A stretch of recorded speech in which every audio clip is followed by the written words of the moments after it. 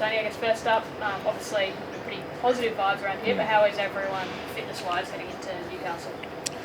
So far so good. I think you're right. When you have a good start, round one, away from home, you get the win, and it's obviously a positive feeling, and we know that we want that positive feeling to continue, but we need to do it with action. So the feelings are great, but we need to follow that up now and cement a good start with another good performance against Newcastle, and give ourselves a good opportunity to get another 3 points. Imagine a lot of these guys were here last year. We had that great start against Sydney, and then things didn't go so well. Is there anything you take out of that, or are you just back of mind is just getting this one right? No, we have mentioned it.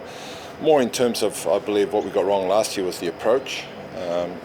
You win away from home the first match, and you think, okay, it'll just take care of itself, it'll just happen. And I think we've learned some lessons from that last year, and looking at the players, the way they've trained this week, it's been very good.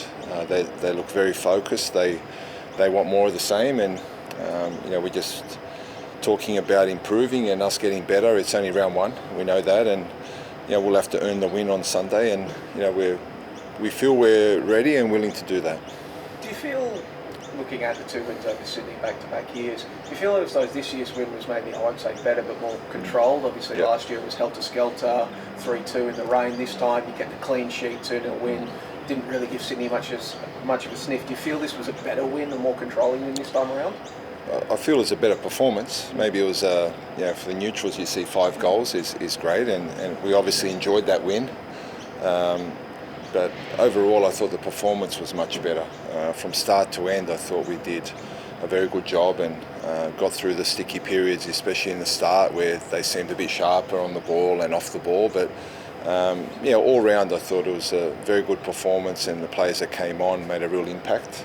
We want to take that confidence and that performance into Sunday.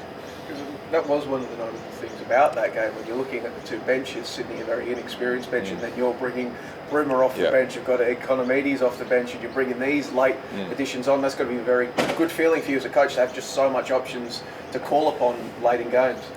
Yeah, well, you always want the depth. It's something we felt we didn't have last year, and that's a credit to the players that not just that have come in, but that have grown.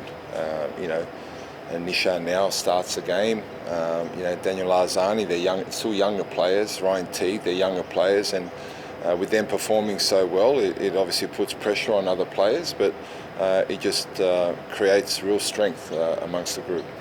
Indeed, I know you talked about him after match the other day, but having a player like that clearly just create chaos, to be honest. He's physical, he's skillful.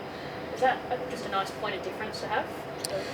Yeah, it is. Look, he's I've said many times, clearly a talented player, and we've seen that from day one. And he's been willing to adapt here.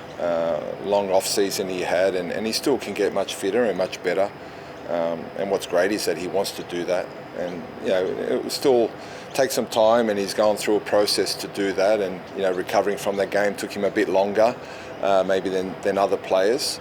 But we want to see more of that, and it's our job to try and help him make that type of performance on a consistent basis, and that he can have more regular moments in a game. What did you make of the Jets? Obviously didn't go away against Perth the other day. Yeah, that's a credit to them. Perth, I coach there as well, so I know how difficult it is for teams to come to Perth, and when you go behind twice and you come back twice, it shows some real character and resilience from the group. So we know that they'll bring that with them, and the confidence of coming back so late. So look, we expect a tough match, so no doubt about that. In terms of your squad, you've got some more minutes into the leagues of Jake this time around, and Chris coming back as well.